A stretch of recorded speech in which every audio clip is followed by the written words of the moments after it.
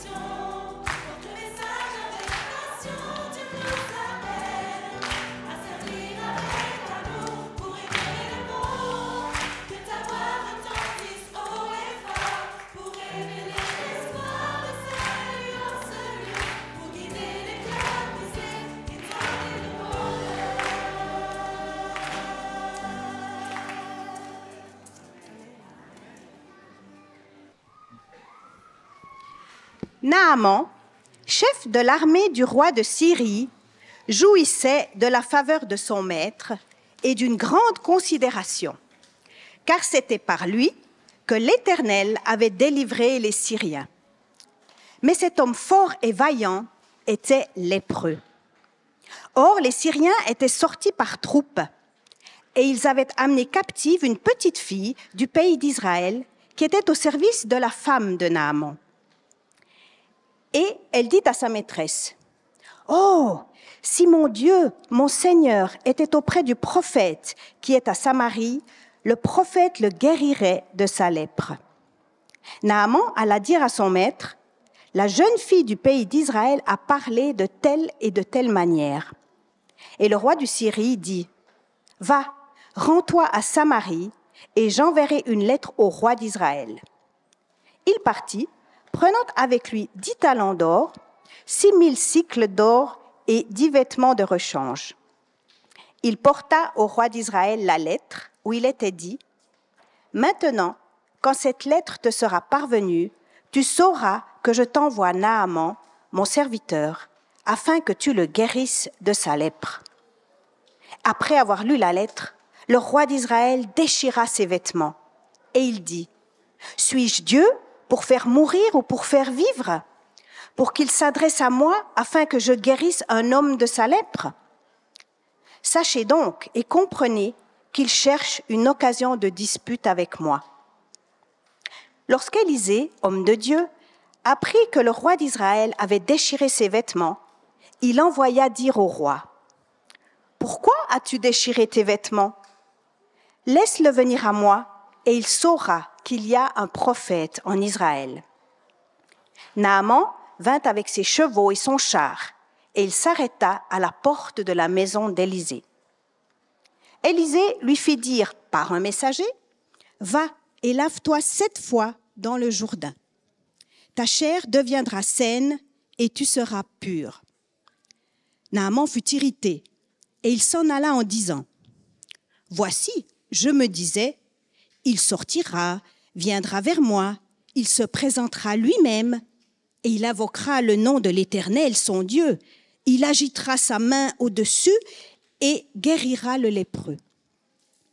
Les fleuves de Damas, l'Albana et le Parpar, ne valent-ils pas mieux que toutes les eaux d'Israël?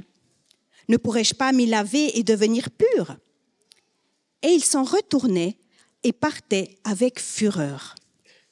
Mais ses serviteurs s'approchèrent de lui pour lui parler, et ils dirent, « Mon père, si le prophète t'avait demandé quelque chose de difficile, ne l'aurais-tu pas fait? Combien plus dois-tu faire ce qu'il t'a dit? Lave-toi et tu seras pur. » Il descendit alors et se plongea 7 fois dans le Jourdain, selon la parole de l'homme de Dieu. Et sa chair redevint comme la chair d'un jeune enfant, et il fut pur. Naaman retourna vers l'homme de Dieu avec toute sa suite. Lorsqu'il fut arrivé, il se présenta devant lui et dit, « Voici, je reconnais qu'il n'y a point de Dieu sur toute la terre, si ce n'est en Israël. Et maintenant, accepte, je te prie, un présent de la part de ton serviteur. » Que l'Éternel bénisse la lecture de sa parole dans nos cœurs. Buenos días. Good morning, everybody. Okay. Bon dia. Je ne peux pas le dire en allemand. Alors, Guten Morgen. Guten Morgen, ok. Aujourd'hui, j'aimerais bien vous parler avec un sujet qui pour moi, c'est vraiment intéressant. C'est vraiment intéressant. On le trouve dans les livres des 12e livre des rois et dans le chapitre 5. Si vous avez votre Bible, s'il vous plaît, ouvrez-les parce qu'on va rester là, d'accord? Les premiers 3 versets sont la fondation de sermon de ce matin. Naaman, chef de l'armée du roi de Syrie, jouissait de la faveur de son maître et d'une grande considération, car c'était par lui que l'Éternel avait délivré les Syriens. Mais cet homme, fort et vaillant était lépreux. Or, les Syriens étaient sortis pour troupes et ils avaient emmené captive une petite fille du pays d'Israël qui était au service de la femme de Naaman. Et-il dit à sa maîtresse, « Oh, si mon Seigneur était auprès des prophètes, qui à Samarie, les prophètes les guériraient de sa lèpre. » Alors, j'ai essayé, comment est-ce qu'on peut partager cette histoire? Je ne sais pas si vous aimez lire, j'aime beaucoup lire, je lis beaucoup. Peut-être pas tout ce que j'aimerais lire parce que je n'ai pas le temps, mais je lis des livres qui parfois ils racontent l'histoire dans la vue de chaque personnage de l'histoire. Alors, chaque chapitre est divisé par un personnage. Alors, on va voir cette histoire en regardant un petit peu les personnages qu'on trouve. Alors, les premiers personnages, les premiers qu'on trouve que c'est important, c'est le général. D'accord? Le général des armées. Il n'est pas un roi, c'est un soldat. On ne parle pas d'un roi. Nous parlons du général des armées syriennes. Quelqu'un d'important. C'est l'un des hommes les plus puissants à ce moment-là en Syrie. Il accédait au pouvoir et on peut dire qu'il y a des gens qu'il a tués. Vous connaissez dans l'état-moyen, on dit comme ça, le Moyen-Âge. Moyen-Âge. Tout le monde tuait tout le monde parce que pour les pouvoirs, avoir les pouvoirs, il y a d'autres choses, non? Mais il y a des gens qui sont tués, volés, mentis pour obtenir les pouvoirs. Le pouvoir est une des choses que les personnes ambitieuses et David recherchent.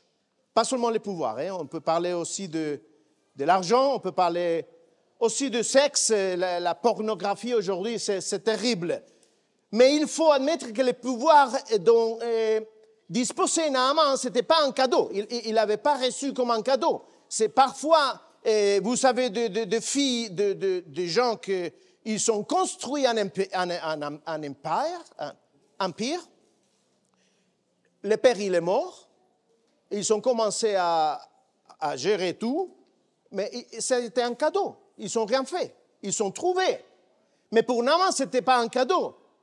C'était pas un cadeau. Il avait gagné par un travail intense. Il avait gagné le respect. Et le respect n'est pas donné. Le respect, ce n'est pas un cadeau. Ce n'est pas quelque chose que tu peux recevoir quand tu arrives dans une position. Tu dois le mériter. Ce n'est pas hérité. Il est gagné.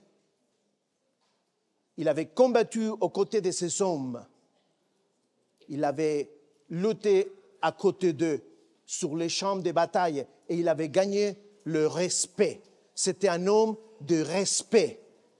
De respect. Il était le général des armées. Ce sont les respectés. Les enfants l'admiraient. Il avait les faveurs du roi. Il avait tout. Il était au sommet. Quand on regarde notre vie, parfois tu dis, je suis arrivé au sommet de ma vie. Et après, il arrive la retraite. Et c'est une autre chose, n'est-ce pas? Il ne me manque pas trop pour ça, on verra. Il était au sommet de la réussite dans sa vie. Il était le 12e de règne. Mais, il y a toujours un mais. Il était lépreux. Il était lépreux. So, imaginez cet général, Naaman, le général des armées, couvert de son armure resplendissante. Vous avez jamais vu un général comme ça? Il avait l'air radieux, un homme fort, puissant. Mais sous l'armure se cachait une terrible réalité. Il était lépreux. Et après avoir parcouru les rues, avoir vu tous les soldats, avoir parlé avec eux, je me rappelle hier soir, je vais vous raconter une histoire que j'ai eue dans l'armée. Et vous vous rappelez, je devais descendre de bateau et on a passé 3-4 jours en attendant que quelqu'un vienne, d'accord, pour nous attaquer. Personne n'est venu. Mais les capitaines, ils venaient tout le temps pour nous parler, pour nous encourager, pour dire, écoute, tu peux pas dormir, hein? Toujours que les yeux comme ça, toute la nuit. Mais il venait toujours pour nous voir, pour nous parler. Il a été avec nous toute la nuit. Alors imaginez cet général, il est allé par les rues de la ville voir les soldats pour les encourager. Il rentrait chez lui, fermait les portes et retrouvait son problème. Il avait la lèpre. Nous tous, vous, nous, on va au travail, on va à l'école, les plus jeunes, on va à l'école, à l'université, vous riez, on rit, on discute, on parle, on passe du temps avec nos amis. Tout semble normal dans notre vie, mais lorsque on rentre chez nous et on ferme la porte, nous devons faire réalité à notre lèpre. Personne ne connaît vraiment la réalité à laquelle chacun de nous devons faire face chaque jour lorsque vous rentrez, nous rentrons chez nous. Personne ne connaît totalement les problèmes qu'on a dans notre vie. Mais quand on ferme la porte, on doit nous retrouver avec notre problème.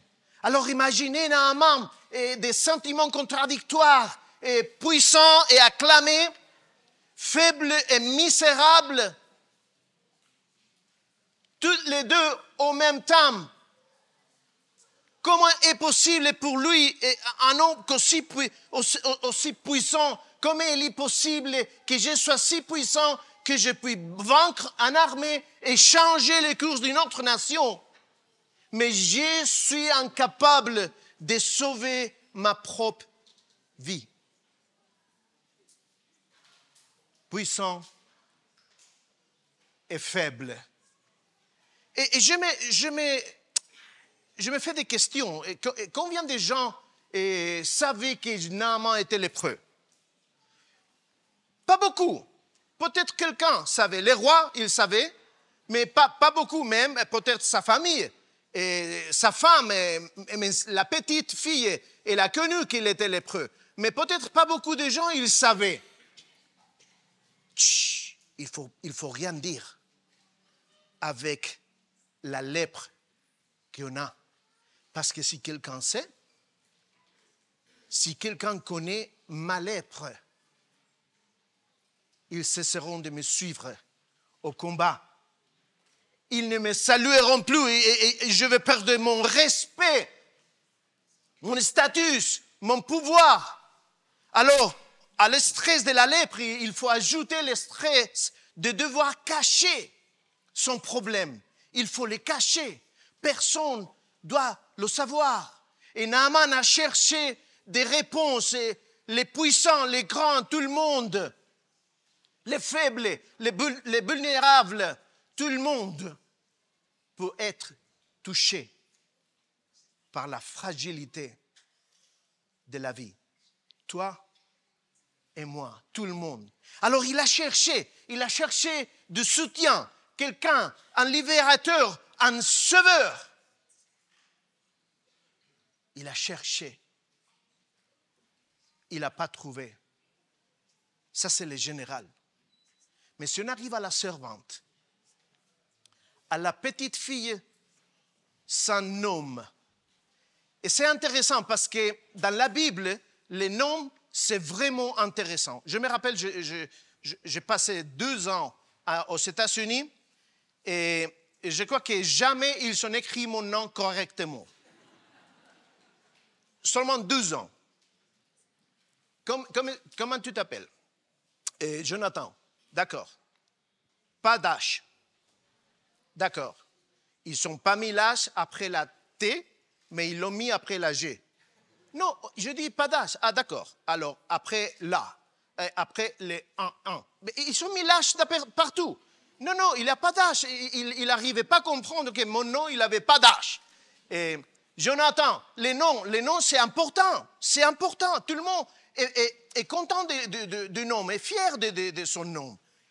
Mais ici, il y a 2-3 moments dans la Bible qu'on trouve quelqu'un qu'il n'y a pas de nom. Cette fille, c'est la petite servante, son nom. Une esclave d'un pays ennemi. Et rappelez-vous bien, d'accord? Elle est servante, esclave, on parlait de ça ici ce matin, d'un pays ennemi. Mais dans sa main, cette servante, cette petite fille, dans sa main, elle avait plus de pouvoir que Naaman lui-même. Elle avait plus de pouvoir. Elle avait dans sa vie une bénédiction plus grande qu'une position importante. Parfois, on croit que le pouvoir vient d'une position, mais ce n'est pas vrai. Ce n'est pas vrai. Elle a une bénédiction plus grande que la reconnaissance des gens. Personne ne connaît cette fille. Mais elle a de pouvoir. Elle connaissait quelqu'un. Et si on parle de politique, on ne parle pas de politique, ne vous inquiétez pas. Le pouvoir de connaître quelqu'un. Je ne sais pas comment est-ce que vous dites que... Brancher. Facilement. Si tu connais quelqu'un, tu as un travail. Sinon, tu es foutu. Écoute, le pouvoir de connaître quelqu'un. Elle connaissait quelqu'un. Mais si nous pensons à cette fille, à sa situation, à la manière dont elle était arrivée à ce stade de sa vie, où elle se trouvait dans ces moments-là, nous devons reconnaître qu'elle avait tout à fait le droit d'être en colère avec Naaman. Vous êtes d'accord? Elle avait le droit. Elle a été déracinée, séparée de ses parents, de sa terre, de sa culture. On parlait de culture, un petit peu avant. De sa culture, enlevée, captive contre sa volonté. Une petite fille. Emmenée dans un pays inconnu, dans une autre langue, une autre religion, une autre culture. C'est horrible. Vendue comme une simple servante. Elle se trouve à la maison avec Naaman. Elle écoute qu'il est lépreux. Son enfance, ses années de croissance, volées, piégées, incapable de rentrer chez elle pour retrouver sa famille bien-aimée, les parents, pas. Son avenir inconnu, blessé, perturbé, seul. Ça, c'est la réalité de cette petite fille. Il avait le droit de laisser Naaman pourrir dans sa maladie, de le laisser mourir. C'est vrai ou non? Il avait le droit. Le véritable test auquel nous devons faire face à un moment ou un autre de notre vie est le suivant. Qu'est-ce qu'on va faire, nous, quand on a le pouvoir dans notre main? Si tu deviens le pasteur d'une église, tu crois que tu as le pouvoir. Ce n'est pas vrai. Ou tu es devenu l'ancien de l'église. Ou tu crois que parce que tu es un homme, tu as le pouvoir à la maison. qu'est-ce que tu vas faire quand tu as le pouvoir dans ta main? Comment est-ce que tu vas l'utiliser? Le véritable test, ce n'est pas quand tu n'as pas de pouvoir, qu'est-ce que tu feras? Tu peux rien faire quand tu n'as pas de pouvoir. Mais quand tu as le pouvoir dans ta main, qu'est-ce que tu vas faire avec ça? Comment est-ce que tu vas l'utiliser? La vie du général des armées syrien était entre les mains d'une servante, une jeune fille. Et quel paradoxe!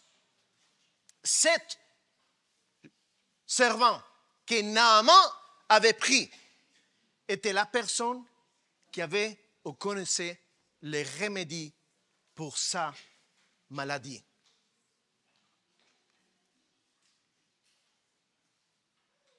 Et ici, j'imagine, je ne sais pas si il y a eu, cette petite fille a eu des questions dans sa tête, je ne sais pas. Mais j'essaie de penser un petit peu. Quelle foi solide la foi de cette petite fille.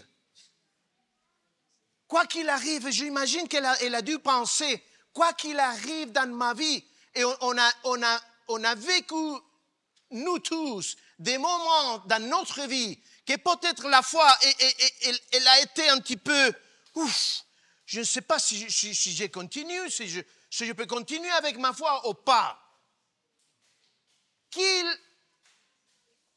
Soit qu'il arrive dans ma vie, je ne laisserai pas les circonstances qui m'entourent, bonnes ou mauvaises, affecter ma foi. Il peut arriver dans ma vie n'importe quoi.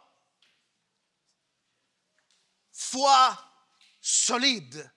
Et quand on regarde cette petite fille, elle avait le pouvoir, elle avait les droits de laisser Naaman mourir et elle doit décider.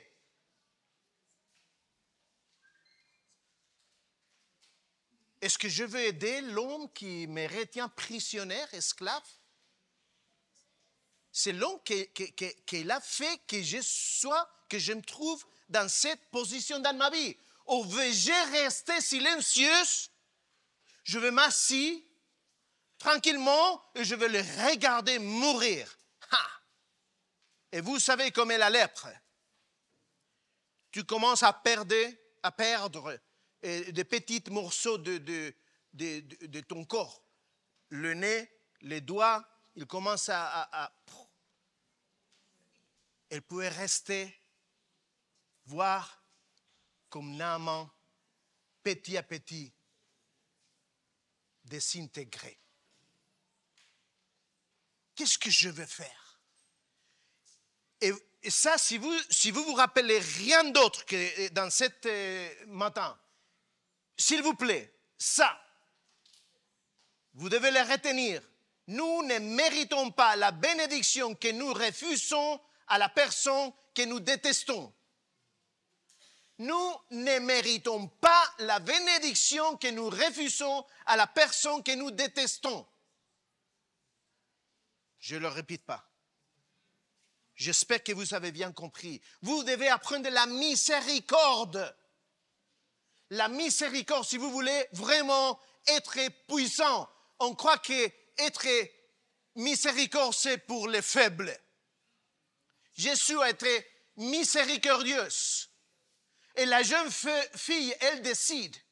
Et il dit, une phrase. Elle dit, il y a un prophète en Samarie. Il y a un prophète en Samarie. Et si vous allez le voir, il vous guérira. C'est ça le message. J'ai travaillé des heures pour préparer cette sermon, mais la petite fille, dans 15 secondes, elle a donné un message énorme.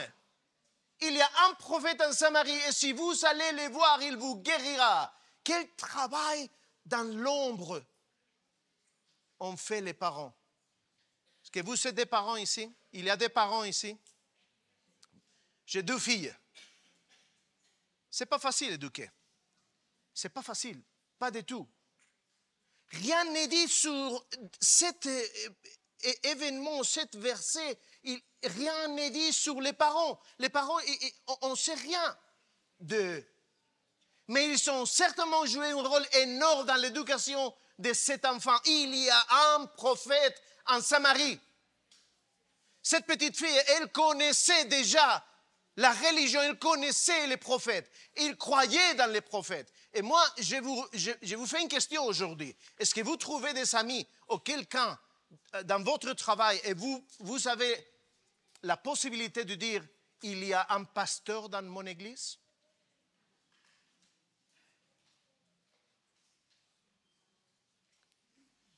C'est une question difficile. Ou vous avez le courage de dire, je vous invite dans mon église. Il y a un prophète en Samarie. Et si on va à l'épouse, parce que cette fille, elle n'a pas parlé avec le général. Elle a parlé avec le général. Je me rappelle quand j'étais dans l'armée, il était toujours, en espagnol, conducto reglamentario. Ça veut dire, tu ne peux pas parler avec les capitaines, tu dois parler avec les plus bas. Et le plus bas, il va dans l'autre, l'autre avec l'autre, jusqu'il arrive au capitaine, d'accord? Et petit à petit, il doit...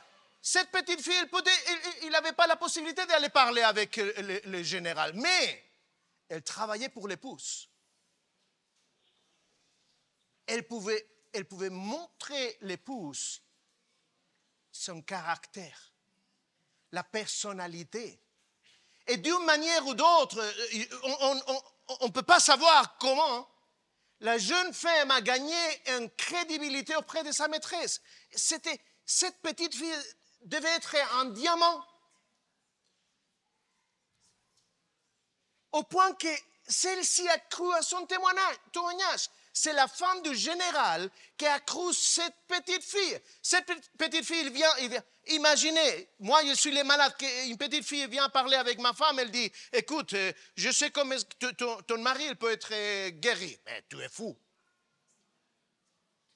Tu vas écouter une petite fille? Tu ne vas pas. Pourquoi l'épouse a écouté cette petite fille? Parce que cette petite fille était un serment vivant. Elle était un serment vivant chaque jour. Et cet serment vivant, il a commencé avec les parents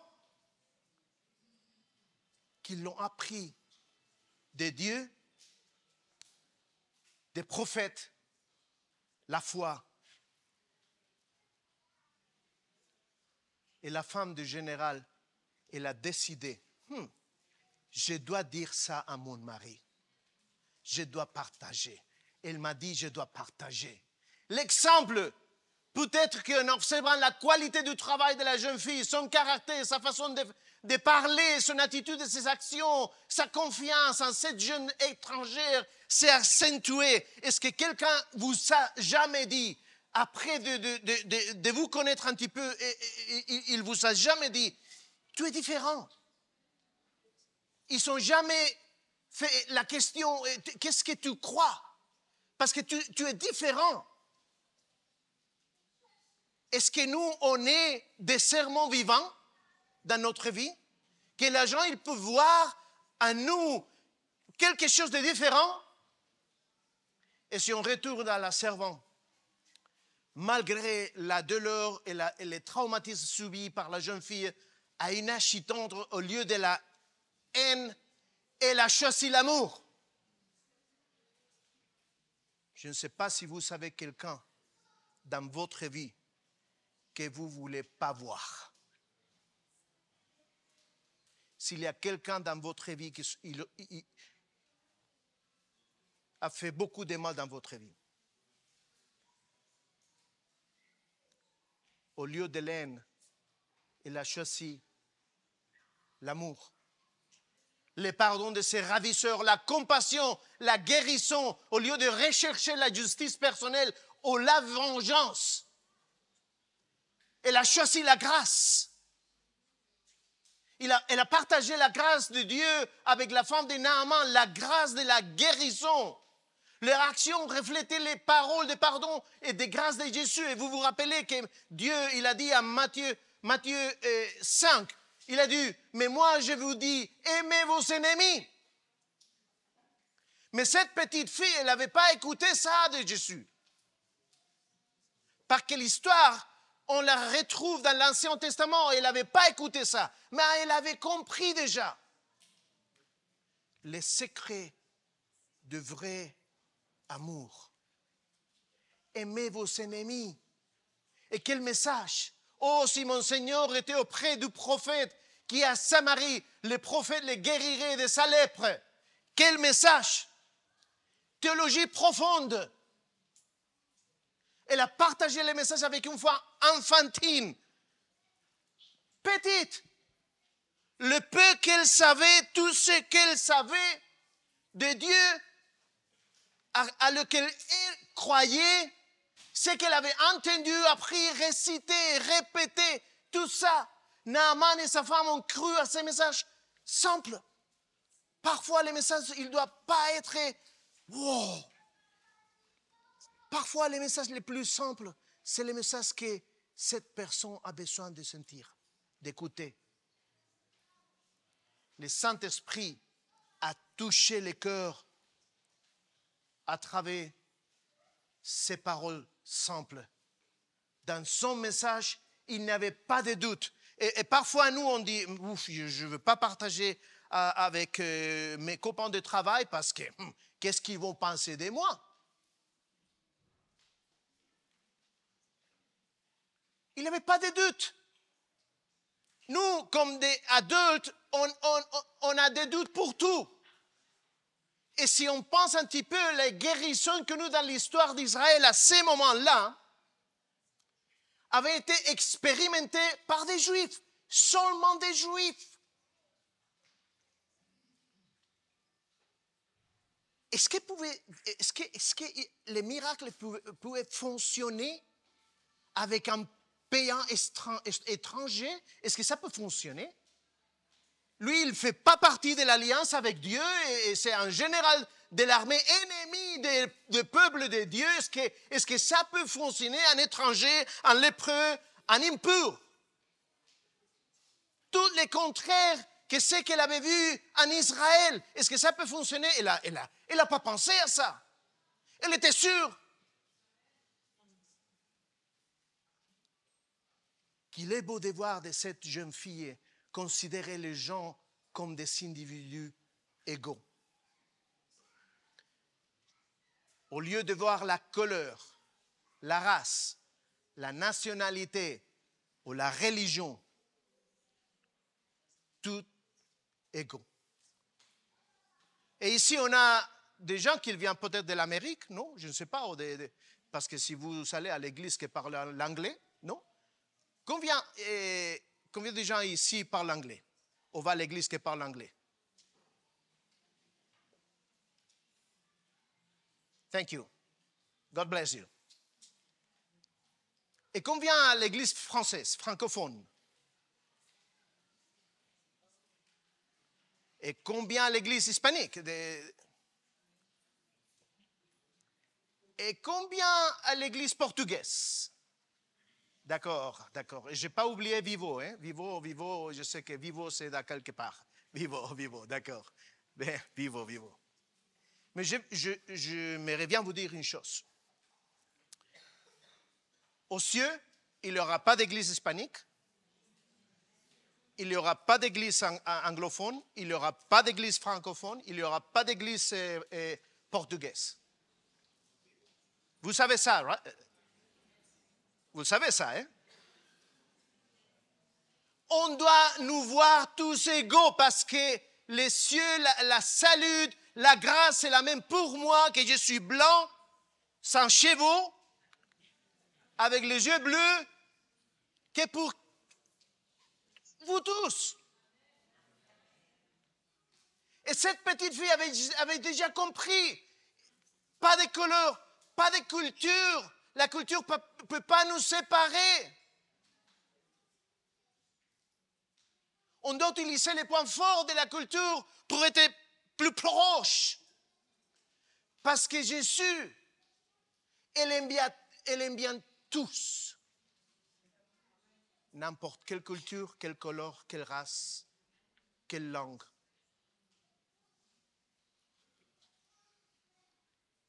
Tous ont la possibilité que les miracles se produisent dans leur vie. Tout le monde. Il avait compris déjà. Et les parents ne sont pas mentionnés. Ils ne sont mentionnés à aucun moment dans cette histoire. Quel dolor. J'ai 2 filles. J'aime beaucoup mes filles. Et j'étais en train de réfléchir un petit peu. Pouvez-vous imaginer qu'un jour vous arrivez à la maison et il manque une fille? Fou. Vous allez la chercher ou pas? Vous allez la chercher, vous appelez la police, vous appelez les hôpitaux, vous appelez tout le monde. Vous appelez les rois, les présidents, vous appelez tout le monde. Parce que ma fille, elle n'est pas retournée à la maison.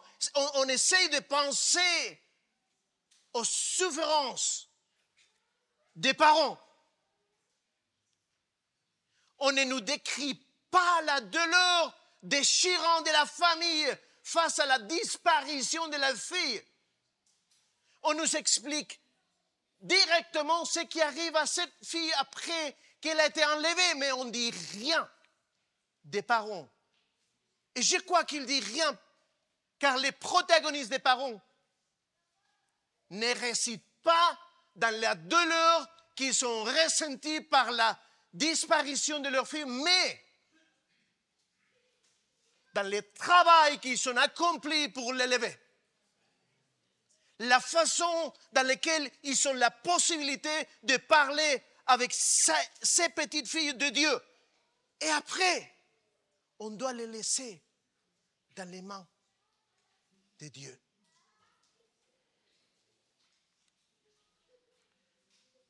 Ellen White 7. La conduite de la jeune captive dans ses foyers idolâtres est la démonstration frappante d'influence profonde qu'exerce l'éducation familiale sur un enfant. Il n'est pas de tâche plus noble confiée aux parents que celle de veiller sur la formation de leurs petits. On est responsable. On était en train de parler des enfants et des parents à l'école du sabbat. Et il y a beaucoup de demandes qu'on pourrait encore faire. Il n'est pas de tâche plus noble confiée aux parents que celle de veiller sur la formation de leurs petits. Et les parents de ces petites filles, ils ont fait un bon travail. Les parents qui transmettent à l'enfant les dons du respect et de l'amour peuvent eux-mêmes, et pour notre Père Céleste, lui donnent un trésor plus précieux que les richesses de tous les siècles, un trésor aussi durable que l'éternité. Nous ne savons pas si cet enfant a retrouvé ses parents. Dans l'histoire, on ne peut pas savoir. Mais je vous dis que je crois fermement qu'ils seront réunis dans l'éternité. Je suis convaincu qu'ils seront ensemble dans l'éternité. On va finir avec les généraux d'une autre fois. Et je veux aller vite. Il doit prendre aussi une décision. La maladie, il n'est pas parti comme ça. Il a dû prendre une décision dans sa vie. Il a dû faire quelque chose. Est-ce que je veux faire ce qu'ils m'ont dit de faire ou je ne le ferai pas? Parce qu'ils sont mes ennemis. J'ai lutté contre eux. Et Naaman doit s'humilier. Les généraux, c'est que tout le monde suivait. Il doit s'humilier. Un homme habitué à donner des ordres. Tu fais et tu fais et tu fais. Et maintenant, tu peux lire dans tous les 15 versets que tous les servants, ils sont en train de lui dire ce qu'il doit faire.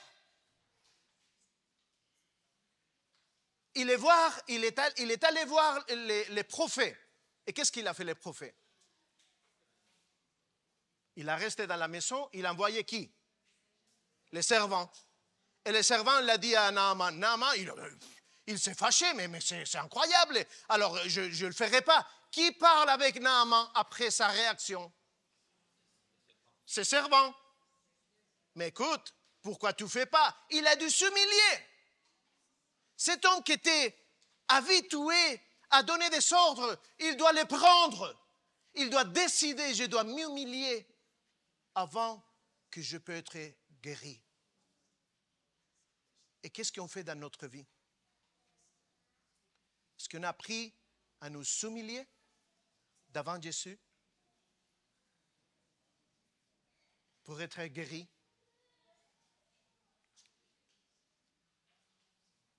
Quelle transformation! De pas aller à la maison du prophète pour parler et recevoir des ordres d'un serviteur. Il se met 7 fois dans la rivière. Mais la vérité est que le miracle que Dieu fait avec Naaman est grand.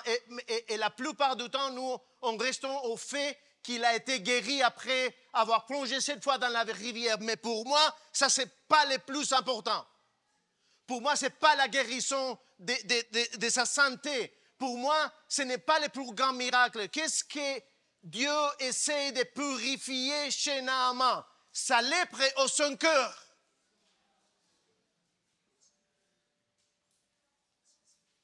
Parce que tu peux guérir physiquement, mais tu peux continuer à être la même personne toujours. Et ce miracle, ce n'est pas le plus important dans la vie de quelqu'un de nous. Le plus important, c'est d'être guéri dans notre cœur. Qu'est-ce que c'est le plus important pour Dieu de guérir dans votre vie, dans ma vie, une maladie physique ou de transformer notre cœur? Qu'est-ce que c'est le plus important? Et tel est l'objectif principal du miracle de Naaman pour moi. Ce n'est pas physiquement. C'est dedans. Une fille kidnappée, une maladie incurable, un général orgueilleux et un miracle incroyable pour produire une transformation totale chez un homme qui emportera avec lui dans son pays la pensée suivante. Et ça, c'est la chose la plus étonnante. Voici, je reconnais qu'il n'y a point de Dieu sur toute la terre si ce n'est en Israël. Ce n'est pas la lèpre. Je préfère mourir avec la lèpre et Jésus dans ma vie que vivre sans lèpre et sans Jésus dans ma vie. Et j'aimerais que ça serait la réalité pour vous aussi. Et si tu as ça dans ton cœur, tu seras comme la petite fille. Il y a un Dieu en Israël. Que Dieu vous bénisse. Amen.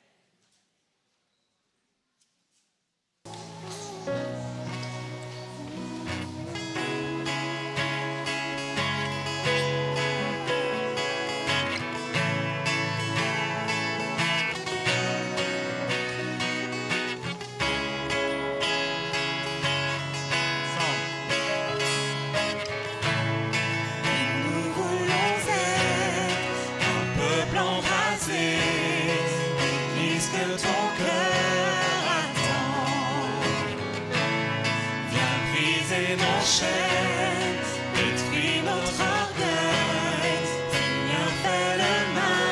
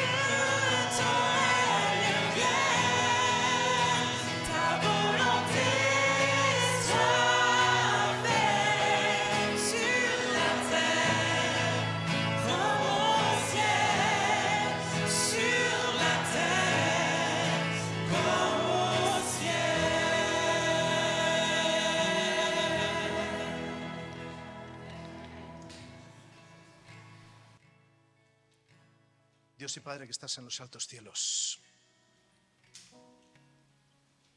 Gracias por los ejemplos que encontramos en la Biblia,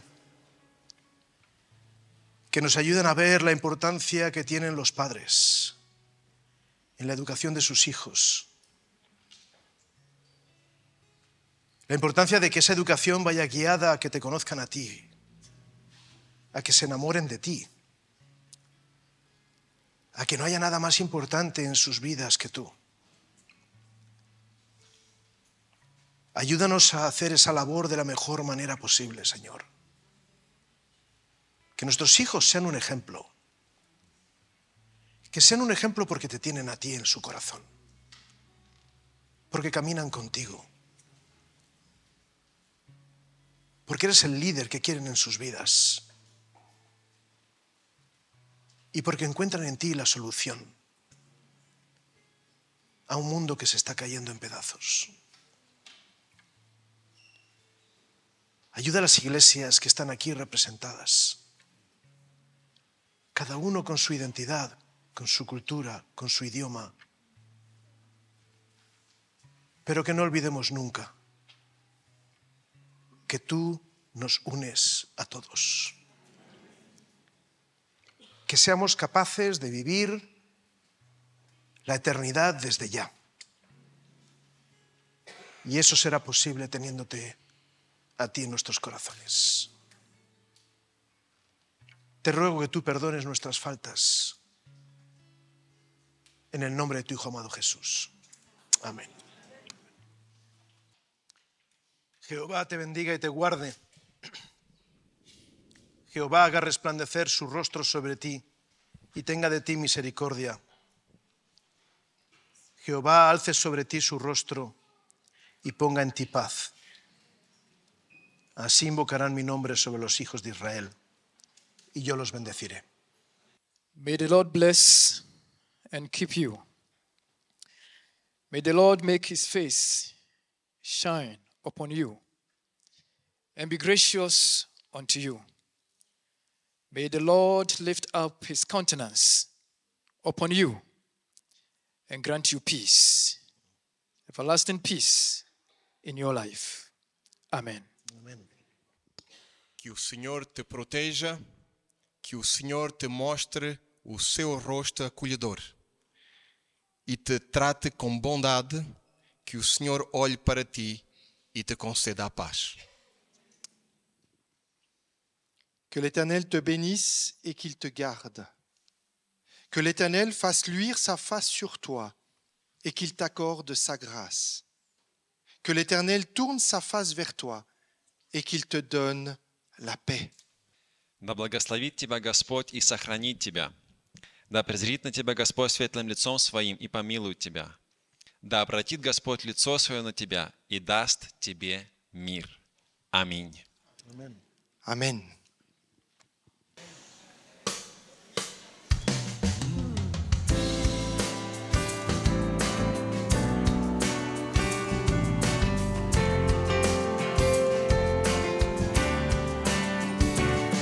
Dans l'aurore d'un nouveau jour,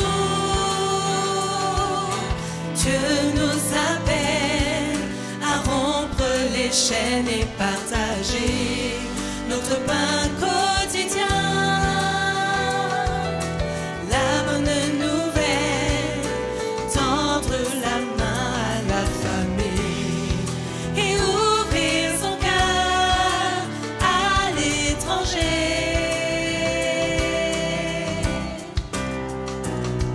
Car l'amour que Dieu nous donne reflète sa majesté. Fait briller sa lumière, éclaire le chemin, car le Seigneur nous guide avec amour et dessein. Jeunesse, lève-toi pour la mission, porte le message avec passion. Dieu nous appelle à servir avec amour pour éclairer le monde. Que ta voix retentisse haut et fort pour élever l'espoir, le salut en ce lieu, pour guider les cœurs brisés et donner le bonheur.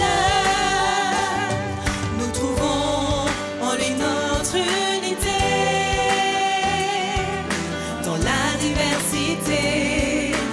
En harmonie, nous proclamons sa grande beauté.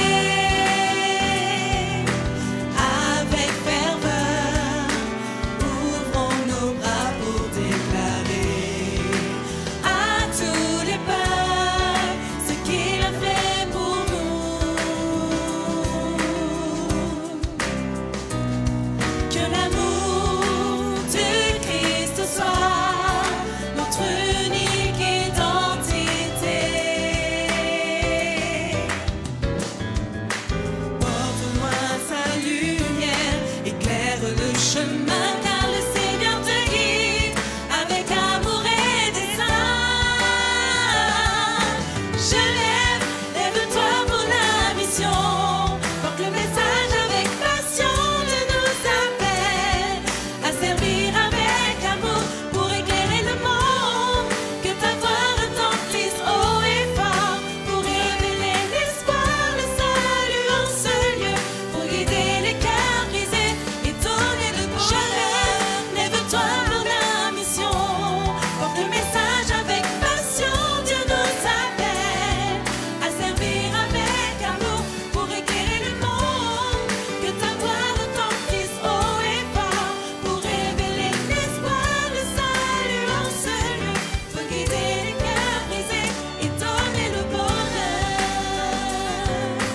Marchons ensemble dans l'humilité, avec amour et sincérité. Annonçons la liberté que Jésus offre à ce monde, car le Seigneur revient, son retour est certain. Marchons donc main dans la main, tous engagés, adorons-le de tout notre cœur. Louons-le et annonçons la bonne nouvelle, que nous soyons les témoins de son grand pouvoir. Avec force, le jeûne véritable, c'est le service et l'action. Geneva, rise up for the mission. Il nous a sauvés à jamais, nous le louons. Ginebra, levántate para la mission. Sa gloire ensemble en prière et en chantant. Ginebra, levántate para la mission. Agis maintenant, c'est le temps de la moisson. Le jeûne véritable, c'est le service et l'action. Geneva, rise up for the mission. Il nous a sauvés à jamais, nous le louons. Ginebra, levántate para la mission. Sa gloire ensemble en prière et en chantant. Ginebra, levántate para la mission. Agis maintenant, c'est le temps de la moisson. Genève, lève-toi pour la mission, porte le message avec passion. Dieu nous appelle à servir avec amour pour éclairer le monde. Que ta voix retentisse haut et fort pour révéler l'espoir, le salut en ce lieu, pour guider les cœurs brisés et donner le bon. Lève-toi pour la mission, porte le message avec passion. Dieu nous appelle à servir avec amour pour éclairer le monde. Que ta voix retentisse haut et fort pour révéler l'espoir, le salut en ce lieu, pour guider les cœurs brisés et donner le bonheur.